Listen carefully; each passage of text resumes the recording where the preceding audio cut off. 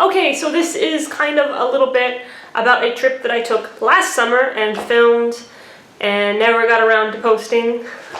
Anyway, it's about Prague and the Czech Republic, and yay, vacation!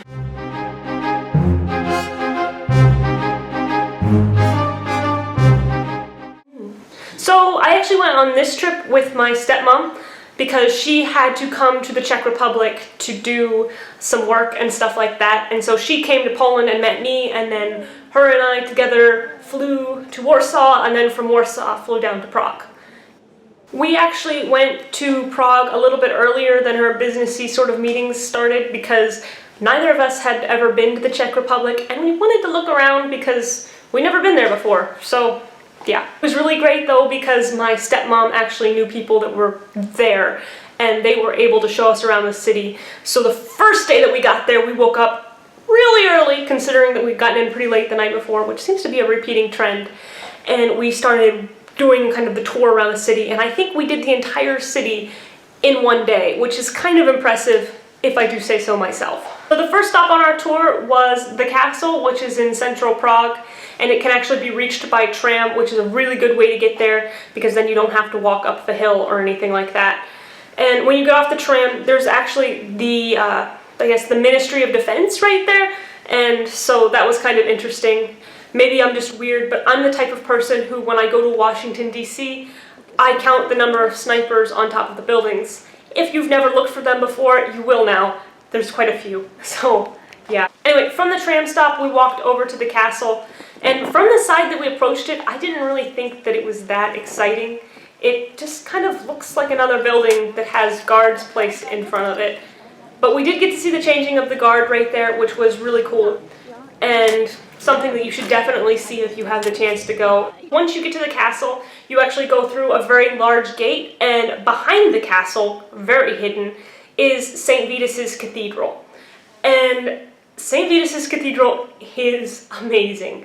It started to be built in the 10th century, and architecture is very Baroque.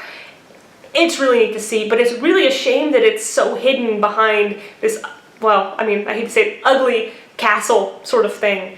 Because, I mean, it's so ornate, and like the time that it must have taken, especially seeing it was when it was built, it must have taken a long time to build. Something really interesting while we were there too is that it was raining, which really kind of stunk because we were walking around in the rain all day, but there are gargoyles on the outside of the cathedral, and we actually got to see how those gargoyles kind of worked. We didn't hear them talking, but, you know, they could have been whispering. So we waited about 5 minutes to actually get inside the cathedral there. It's all free to go inside, but if you want to, you can pay a little bit extra and do like the bonus tour and go down and see the crypts and so all sorts of different things like that. We didn't do this because we were a little pressed for time and kind of on a budget, so we just went in and saw the main cathedral, which actually is, I mean, you don't need to see the crypts. Personally, I don't think, because the main hall is definitely just worth it by itself. The stained glass windows are just wow. Like, there's little pieces of glass all kind of ornately placed into these like amazing mural designs, and I'm not an artist. I am definitely not skilled or talented in any sort of way in relation to that, and to see this, like, something so amazing, like, I'd never seen anything like that before, and that was definitely one of the best parts of the trip. So when we left the cathedral, we kind of looped around what would be the back from where we entered. It just depends on which way you come at it. And you can see the back of the cathedral, which again is really impressive, but there's also like a little sort of village kind of thing, what would be like a representation of what it looked like back in the day. And there's actually what's known as the Gold Road, where all like the alchemists and philosophers and those sort of people lived, that you can pay to go down. We did not pay to do this, but I think, I mean, based on the way that we went down, we went through, we kind of got to see like a little bit of the village and stuff like that, and there's shops and all sorts of things like that, but there's also the opportunity to go down through the gardens and stuff like that, and that was all free.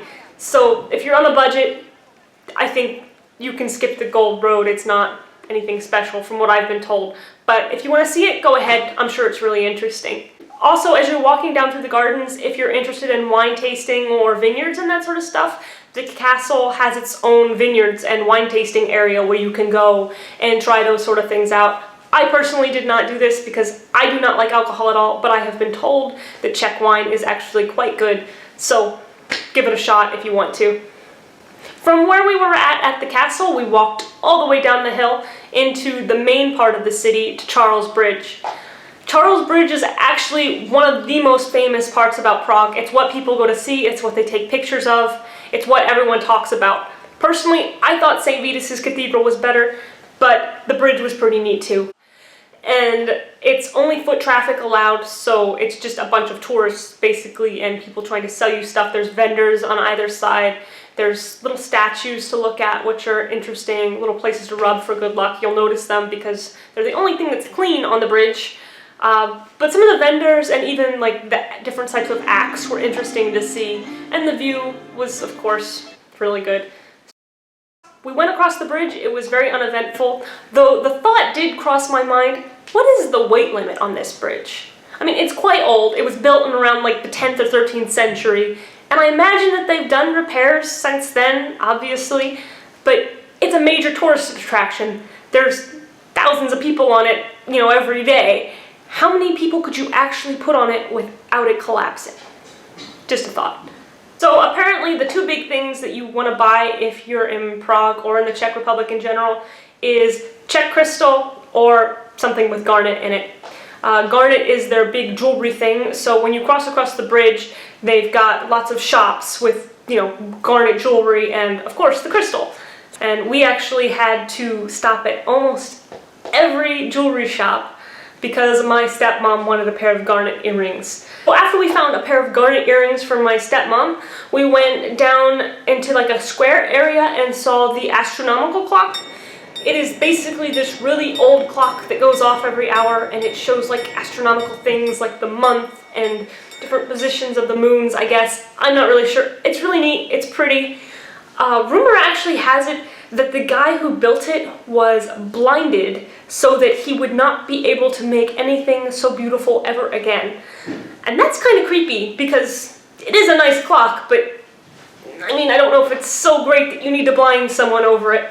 In the square area where the astronomical clock is, there's usually a few performers and people like that. And there was actually a guy playing the bagpipes. He was playing Scotland the Brave, which was kind of strange in the Czech Republic. And there was also another guy, and I have no idea what he was playing, but it was really cool, and so there's footage of that you can see. At this point, my back was kind of hurting pretty bad because we'd been walking all day and I had hurt it at some point. And so our tour guide's like, okay, we're gonna walk over here now, and we get to a square, and she's like, okay, we're gonna walk to the museum over there. And I'm like, oh my god, no, please don't make me. Anyway, so we walked to this building. It was very nice on the outside. We took pictures of it. It was the museum, and it was actually closed while we were there, I think, because they were doing renovations. But it was neat to see from the outside. Apparently that whole square area there has a lot to do with the Czech history and that, and it has some pretty neat buildings on it if you get the chance to see it. I'm not quite sure about all the history that's in that area, but it's there if you get the chance to take a tour. I'm sure they'll tell you all about it. My mom's friend, who is from the Czech Republic, had arranged for us to go up and see a working glass factory and have a private tour of the place, which was really neat because usually they're not open for tours and stuff like that. You can't just go and walk inside as you please or whatever like that. So it was just us like walking around with the guy who helps run this place, and he was telling us how to do all this stuff, and I even got to try making glass, and it was really cool because how many people get that sort of opportunity? I'm sure there's other places up there that you can go, and they do offer tours if you get the chance. If you ask around in Prague, there's probably like bus groups and stuff that go up to different factories. If you're interested in seeing more about how the glass is made and more inside of this factory, I actually made a video called Czech Glass Factory Tour, I think, and I'll link it to this so that you can check that out if you want to. So after we did the glass factory tour, the next few days in the city really weren't that interesting. My stepmom had to work, so she went and did that, and I had to study, so I literally just sat around the hotel or random places in Prague and opened my book with highlighters and just had at it. Which is kind of lame, but I guess what do you do? Before we were about to leave though, my stepmom had off, and so we did a little bit more touring around the city ourselves. I actually got to meet an owl and hold him, which was amazing. Talk about my Harry Potter moment for the year, or for my life, I'm not really sure. It was amazing. Anyway, my back was still really hurting, and we had seen like a massage place, and we decided to go and check this place out. Best idea ever. So we went to this massage place, and there was a shark mascot outside. We were like, okay, this will be fun, let's go. So we went in, and we were like, okay, let's get some back massages. We actually got a couples massage. Kind of funny to say like that. Anyway, they took us into a room, and they're massaging us, and I'm like, oh my gosh, this feels so great. And I don't like to be touched. Not really a big fan of having massages. Anyway, we get to the end of our massage, and the woman's like, okay, like I'm done. Hey, sit up real quick. I'm like, okay, I'll sit up. She takes her arms and she loops them kind of underneath my armpits, around my shoulders. She's like, relax. I'm like, okay. I'm relaxed. As relaxed as I'm going to be anyway. She loops her arms around and she goes, okay. And she pulls me up, yanks me. And all of a sudden, you hear this cracking sound just go down my entire spine, like click, click, click, click, click, click. Now, she had done the same thing to my mom, and she did not make that noise. I think the entire building heard my spine snap from top to bottom. It felt amazing. Like, really amazing, because it hurt so bad. She did a good job. And after that, we left. My stepmom and I got outside, like, oh, that was really great. I'm like, what do you want to do now? My stepmom looks at me, she's like, what, do you want a foot massage?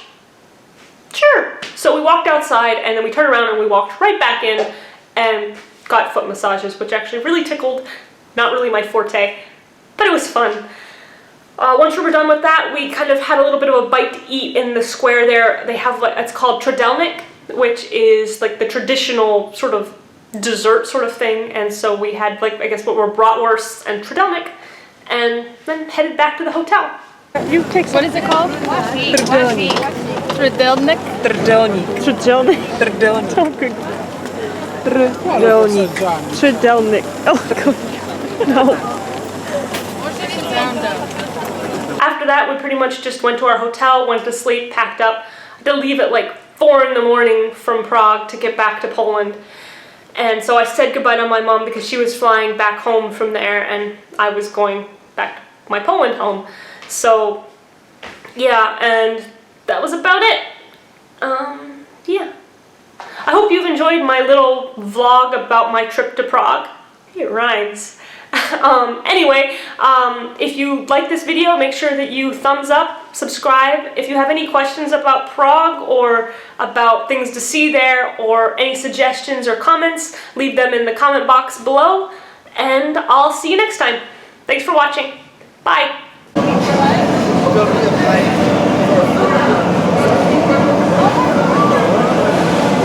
The window, it's because I'm filming right in front of a window.